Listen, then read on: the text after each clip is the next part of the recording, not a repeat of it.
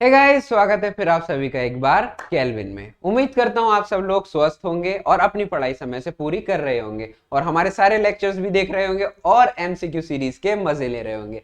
हाँ जी, MCQ series वही जिसके अंदर हम आपको एमसीक्यूज करा रहे हैं, असर्शन रीजन करा रहे हैं और आपको केस स्टडीज करा रहे हैं। वो क्वेश्चंस करा रहे हैं जो आपको कहीं नहीं मिलेंगे और वो क्वेश्चंस जरूर करा रहे हैं जो आने हैं आपके एग्जाम में। वो क्वेश्चंस करा रहे हैं जो एनसीईआरटी ने, जो सीबीएसई ने रिकमेंड किए हैं। वो क्वेश्चंस करा रहे हैं लाइन बाय लाइन जो एनसीईआरटी में गिवन है क्वेश्चंस, उसमें से छाट छाट के आपको क्वेश्चंस करा रहे हैं। तो आज हम अपना सेकंड लास्ट चैप्टर कर रहे हैं जिसका नाम है चैप्टर नंबर 5 ऑर्गेनाइजिंग। टर्म 1 के लिए बहुत इंपॉर्टेंट है, बहुत अच्छे मार्क्स आपको दिलाएगा, इजी चैप्टर है और आसानी से समझ भी आ जाएगा। तो कंसेप्ट हमारा क्लियर हो चुका है। आज हम करेंगे इसके एमसीक्यूज। तो जल्दी से अपने कॉपी पेन लीजिए और शुरू कर दीजिए हमारे साथ ऑर्गेनाइजिंग के MCQs.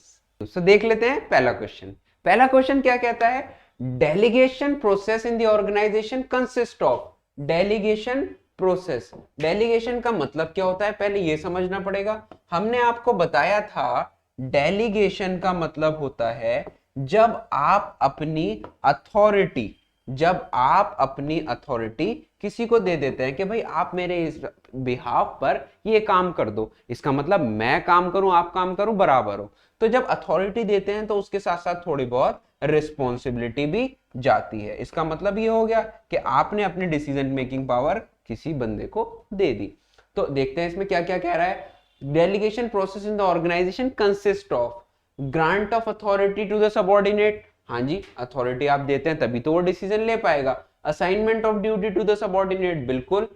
Creation of responsibility to the subordinate, ये भी ठीक है। Shift of authority to the lowest level, ये ठीक नहीं है। हर बार लोवेस्ट लेवल के ऊपर अथॉरिटी आपकी शिफ्ट नहीं होगी, तो ये वाली बात गलत हो जाएगी। तो आंसर हमारा हो जाएगा ए, बी और सी। तो answer is A, B and C. ठीक, चलते हैं अपने नेक्स्ट क्वेश्चन की ओर। A manager by delegation can not. Manager delegation में क्या नहीं करता है? Shift his authority to the subordinate, बिल्कुल करता है, तभी तो वो डिसीजंस ले पाएगा। Transfer his workload to the subordinate, बिल्कुल ऐसा ही होता है और इसी की वजह से उसकी क्रिएटिविटी भी बढ़ जाती है। Shift his responsibility to the subordinate, क्या हर बार अपनी रिस्पॉन्सिबिलिटी को शिफ्ट करता है डेलीगेशन में? रिस्पॉन्सिबिलिटी मतलब अगर आप, मेरे बॉस ने मुझे काम दिया, मैंने अपने किसी सबऑर्डिनेट से कराया, तो मेरी जो रिस्पॉन्सिबिलिटी है मेरे बॉस के प्रति वो मेरे ऊपर ही रहेगी। मैं उनसे ये नहीं कह सकता कि मेरे सबऑर्डिनेट ने खराब कर दिया। उन्होंने तो, वो तो कहेंगे टास्क तो मैंने आपको दिया था, आपने किसी और से कराया, वो आपकी गलती। तो शिफ्ट ऑफ रिस्पॉन्सिबिलिटी नहीं होती है। Transfer any of the above तो आएगा ही नहीं क्योंकि 3 में से एक कट गया हमारा, तो आंसर हो जाएगा सी।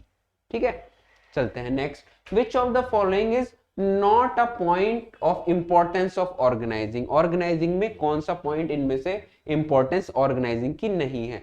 क्लैरिटी इन वर्किंग रिलेशनशिप, बिल्कुल होती है। डिवीजन ऑफ वर्क होता है, हर बंदे को वही काम कराया जाता है जिसे जो कर सकता है और बताया जाता है कि तुम किसको रिपोर्ट करोगे, तो क्लैरिटी ऑफ वर्किंग तो इंपॉर्टेंस है। बेनिफिट्स ऑफ स्पेशलाइजेशन, बिल्कुल होता है। जब एक बंदा एक ही टाइप का काम बार बार करेगा तो वो अपनी फील्ड में एक्सपर्ट हो जाता है।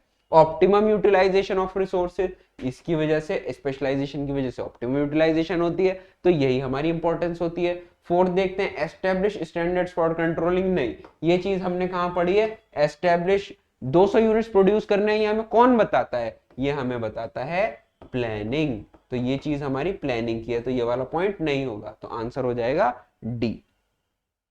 चलिए जी नेक्स्ट चलते हैं। नेक्स्ट क्या कहता है? The organisation structure can be defined as the framework within which. Organisation structure की बात करिए। ऑर्गेनाइजेशन स्ट्रक्चर मतलब एक आपकी कंपनी का ढांचा कैसा है, आपके यहाँ पर कितने डिपार्टमेंट्स हैं। अगर आपके यहाँ प्रोडक्ट लाइन बहुत ज्यादा है तो आप डिविजनल स्ट्रक्चर बनाते हैं। कंपनी आपकी बहुत बड़ी है लेकिन प्रोडक्ट लाइन कम है तो आप अपने फंक्शनल स्ट्रक्चर बनाते हैं। तो पहले तो इसकी डेफिनेशन ही पूछी है, यहाँ पे ऐसा कुछ नहीं पूछा। तो मैंने organisation structure, similar functions are grouped in one department, managerial and operational task are perform. तो डेफिनेशन हमारी हो जाएगी बी। फॉर्मल रिलेशनशिप, इसके अंदर सारी चीजें इंक्लूड हो गई, तो आंसर हो जाएगा हमारा बी। मैनेजरियल और ऑपरेशनल टास्क उसके अंदर परफॉर्म होते हैं, वो कैसे कैसे होते हैं वो अपने डिपार्टमेंट में सेट हुए होते हैं। Which structure is most suitable, हमने बोला था size of the organisation is large, अभी बताया है जब साइज लार्ज होता है तो आप फंक्शनल फॉलो करते हैं, और जब आप बहुत सारे वैरायटी ऑफ प्रोडक्ट्स बनाते हैं तो आप डिविजनल फॉलो करते हैं। तो आंसर हो जाएगा functional structure, answer is B.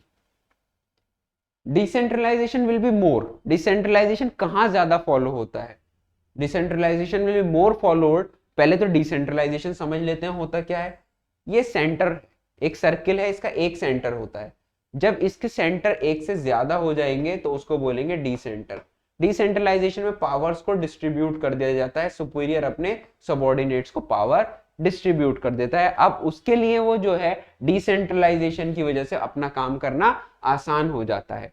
तो डिसेंट्रलाइजेशन कहां ज्यादा चलता है, when more subordinates work under a manager, when more powers are delegated to the subordinates, नहीं, when subordinates take more important decisions।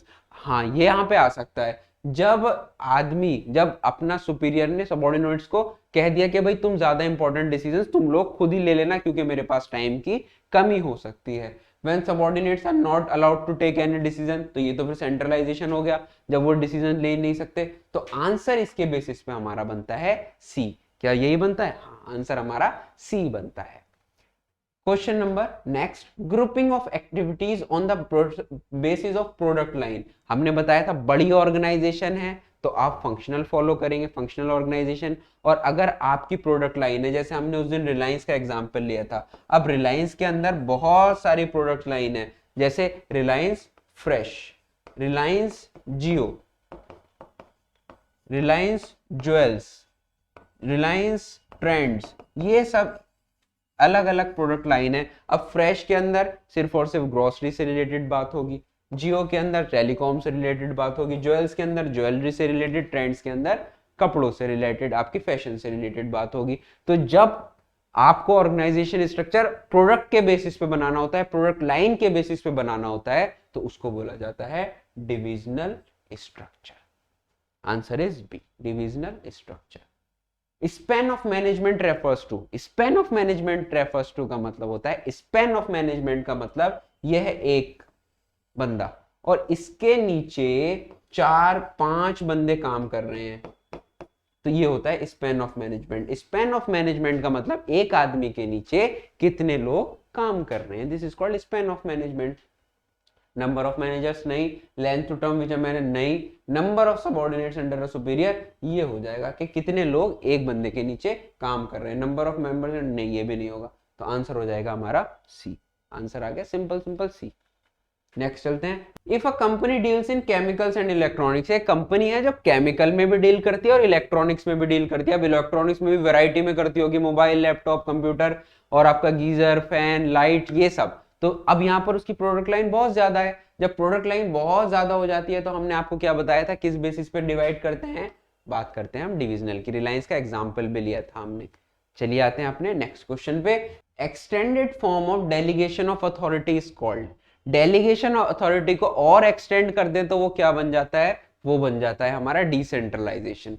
Delegation of authority का मतलब होता है जब आप कंपल्सरीली अपनी ड्यूटीज, कंपल्सरीली अपना टास्क अपने सबऑर्डिनेट से कराते हैं। बट डिसेंट्रलाइजेशन में क्या होता है, ये मैंडेटरी नहीं होता, ये क्या फील्ड है, ये ऑप्शनल है। अगर आप और अपने काम को लंबे समय तक के लिए किसी दूसरे को देना चाह रहे हैं तो उसको बोलते हैं डिसेंट्रलाइजेशन। और ये किसका एक्सटेंडेड फॉर्म है, डेलीगेशन ऑफ अथॉरिटी का। तो आंसर हो जाएगा हमारा डी, आंसर इज डी। चलिए जी, नेक्स्ट क्या कहता है, Daksh was given a task by his superior to complete in 20 days। दक्ष को एक टास्क मिला कि वो अपना काम 20 दिन में करे। दक्ष ने क्या किया, Daksh delegated a task to 2 of his subordinates। ये दक्ष था, दक्ष के नीचे 2 लोग काम करते थे, mister A and mister B, और दक्ष के ऊपर एक उनके बॉस थे। तो बॉस ने दक्ष को काम दिया, दक्ष ने चालाक बन के 2 अपने सबऑर्डिनेट को दे दिया। One of the subordinate met with an accident, उसका उसके में एक का एक्सीडेंट हो जाता है, एक काम नहीं कर पाएगा, and could not complete his work. Who is answerable to दक्ष सुपीरियर फॉर दिस टास्क। हमने क्या बोला था, जिसने मुझे टास्क दिया है मैं उसको आंसरेबल हूं, मैं रिस्पॉन्सिबल हूं। तो हम आंसरेबिलिटी और रिस्पॉन्सिबिलिटी को टोटली शिफ्ट नहीं कर सकते। जब काम नहीं हुआ, काम किसने दिया था, अल्टीमेट बॉस ने दिया था, तो मैं ये थोड़ी कहूंगा मेरे सबऑर्डिनेट की टांग टूट गई। वो तो ये कहेगा कि काम मैंने तुम्हें दिया था, तुमने कराया क्यों। आंसरेबल कौन होगा, answer who is answerable to दक्ष सुपीरियर, इस बॉस को कौन आंसरेबल है, तो आंसरेबल दक्षी तो होगा इसको, उसको क्या मतलब उसके बॉस से, तो आंसर हो जाएगा दक्ष। ठीक, चलें नेक्स्ट आते हैं अपने क्वेश्चन पे। नेक्स्ट क्या कहता है, in which situation functional structure happens to be appropriate. Functional structure कहां पर एप्रोप्रिएट होता है, जहां पर बड़ी ऑर्गेनाइजेशन होती है, स्पेशलाइजेशन हो जाता है वहां पर। When an organisation has carried out diverse activities where the size of organization is large, ये भी ठीक। when the task require a high degree of specialization, ये भी ठीक, ये भी ठीक, ये भी ठीक। तो इसका मतलब आंसर है हमारा all of the above। ठीक, अब चलते हैं अपने नेक्स्ट क्वेश्चन की ओर। now next question is dividing work into smaller and manageable tasks is a part of, एक बड़े काम को छोटे भागों में बांट देना is called division of work, और वो होता कहां पर है, identification and division of work, ये आ गया यहां पर, सिंपल आंसर हो जाएगा हमारा B. For delegation to be effective, delegation को इफेक्टिव बनाने के लिए it is essential that responsibility be accompanied with necessary. हमने आपको बताया था जब आप अथॉरिटी देते हैं, जब आप अथॉरिटी देते हैं तो उसके साथ साथ रिस्पॉन्सिबिलिटी भी देनी पड़ेगी। अब रिस्पॉन्सिबिलिटी दी है तो उसके साथ साथ अथॉरिटी भी देनी पड़ेगी। ये दोनों के बीच में प्रॉपर बैलेंस होना चाहिए। अगर एक ज्यादा और एक कम तो वही मामला गड़बड़ा जाता है। There should be proper balance between authority and responsibility and it is also the principle of Fayol, जिसने कहा अगर आप एक बंदे को सिर्फ रिस्पॉन्सिबिलिटी देंगे, अथॉरिटी नहीं देंगे तो अपना काम ठीक से नहीं कर पाएगा। एक बंदे को सिर्फ अथॉरिटी मिली हुई है तो वो लोगों से सिर्फ काम ही करवाता रहेगा। तो अगर आपने किसी को रिस्पॉन्सिबिलिटी दी है तो उसके साथ साथ उसको अथॉरिटी भी देनी पड़ेगी। आंसर हो जाएगा हमारा A. Next question is identify the correct order of steps of organising की। इस प्रोसेस पूछा है ऑर्गेनाइजिंग का, तो सबसे पहले हम आपको ट्रिक बताई थी हमने, सबसे पहला चीज ढूंढते हैं इनमें से कौन सी होती है। सबसे पहला होता है identification and division of work. तो identification and division of work सबसे पहला है, तो सब जगह देखो थर्ड कहां पे लिखा हुआ है, पहला यहाँ पे फर्स्ट है, यहाँ पे फोर्थ है। तो अब हमारे दो आंसर खत्म हो गए। अब सी और डी में देखना है। अब दूसरे पे आते हैं, क्या identification and division of work के बाद अब क्या करेंगे, डायरेक्ट असाइनमेंट कर देंगे ड्यूटीज का, क्या ड्यूटी को एक जगह लेके आएंगे। तो इसके बाद होता है हमारा डिपार्टमेंटलाइजेशन या डिपार्टमेंटेशन। तो ये हो गया हमारा करेक्ट ऑर्डर। तो अब इसको भी हटा दो। अब चेक कर लेते हैं क्या ठीक है, 3-2-4-1 assignment of duties, establishing reporting relationship. तो आंसर हमारा हो जाएगा 3-2-4-1। इसको एलिमिनेशन मेथड का हमने, एक आंसर पता, एक चीज पता होने से 2-3 आंसर अपने आप चले जाते हैं। तो आंसर है हमारा D. Framework within which managerial and operating task are performed is termed as, ये होता है फ्रेमवर्क, ढांचा हमने बताया था जिसमें मैनेजरियल और ऑपरेशन टास्क परफॉर्म होते हैं, उसको बोलते हैं ऑर्गेनाइजेशनल स्ट्रक्चर। इससे पहले भी इसके ऊपर एक क्वेश्चन हम कर चुके हैं, तो उसको बोला जाता है ऑर्गेनाइजेशन स्ट्रक्चर। अब वही हमने दो पार्ट में पढ़ा है, एक होता है फंक्शनल और एक होता है डिविजनल। फंक्शनल वो होता है जो बड़े ऑर्गेनाइजेशन के लिए होता है, स्पेसिफिक डिपार्टमेंट्स होते हैं, और ये प्रोडक्ट के बेस पे बनाया जाता है डिविजनल स्ट्रक्चर। तो इसका आंसर तो सी हो जाएगा। नेक्स्ट चलते हैं अपने, नेक्स्ट क्या कहता है, grouping of activities on the basis of functions.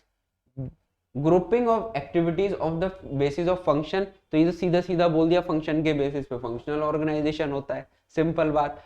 Product के बेसिस पे कहता तो डिविजनल हो जाता, तो आंसर सी हो गया। Which one is not a relevant step of delegation of authority? Delegation of authority में इनमें से कौन सा स्टेप relevant नहीं है? Determination of results expected, बिल्कुल ये तो होता है। Punishment for wrong work, ये हमने कहीं नहीं पढ़ा पूरे चैप्टर में पनिशमेंट के बारे में। Authorization for action, ये होता है। असाइनमेंट ऑफ ड्यूटीज ये भी होता है, अथॉरिटी, रिस्पॉन्सिबिलिटी, रिजल्ट तो सब होते हैं, पर कहीं भी हमने पनिशमेंट के बारे में नहीं पढ़ा, तो आंसर हो जाएगा हमारा B. Next is the function of management which establish relation between authority and responsibility. Authority और responsibility का relation किस फंक्शन में आके बताया जाता है? भाई डिवीजन ऑफ वर्क में ही तो बताया जाता है कि कौन क्या काम करेगा, किससे रिपोर्ट करेगा और किससे ऑर्डर रिसीव करेगा, तो ये होता है। और डिवीजन ऑफ वर्क आता है में, डिवीजन ऑफ वर्क जो है वो आता है हमारा ऑर्गेनाइजिंग में। Simple, organising is the answer, answer is B. Next चलते हैं, which statement is not correct, इनमें से कौन सा स्टेटमेंट ठीक नहीं है with respect to organisation structure. Organisation structure के बारे में कौन सा स्टेटमेंट ठीक नहीं है? Ensures coordination among human and physical resources, ये ठीक है। Ensure smooth flow of communication, ये भी ठीक है। Specifies relationship between people, work and resources, ये भी ठीक है। एस्टेब्लिश स्टैंडर्ड फॉर कंट्रोलिंग, ये फिर आ गया, ये हमने कहाँ पढ़ा था? ये हमने पढ़ा था प्लानिंग में। प्लानिंग कहता है कि अगर आपको 200 यूनिट्स बनानी है तो कंट्रोल हम उसको कंट्रोलिंग में जाके करेंगे, चेक उसको हम कंट्रोलिंग में जाके करेंगे, तो ये हमारा नहीं है करेक्ट स्टेटमेंट, आंसर हो जाएगा हमारा D. Next question is the concept of delegation is based on the principle of, कौन से प्रिंसिपल के ऊपर डेलीगेशन का, कौन से प्रिंसिपल के ऊपर कंसेप्ट ऑफ डेलीगेशन बना हुआ है? इक्विटी के ऊपर नहीं बना हुआ, डिसिप्लिन पे नहीं, ऑर्डर पे नहीं, डिवीजन ऑफ वर्क, आंसर हो जाएगा हमारा डिवीजन ऑफ वर्क, काम को छोटे भागों में बांटना। Next is which structure is most suitable, कौन सा स्ट्रक्चर सबसे सुटेबल है when large variety of products. अब देखिए यहाँ पे हमने प्रोडक्ट लाइन की बारे में बात करी, तो उसका आंसर होता है हमारा divisional structure, answer is divisional structure. तो यहां तक हुए हमारे एमसीक्यूज पूरे। उम्मीद करता हूं एमसीक्यूज एआरक्यूज आपको सब समझ आ गए होंगे। अगर कहीं पे कुछ आपने गड़बड़ की है, आपको लगता है कि मुझे उसका आंसर नहीं आता था, तो एक बार जाइए और क्विक रिवीजन जल्दी जल्दी कर लीजिए। तब तक के लिए धन्यवाद।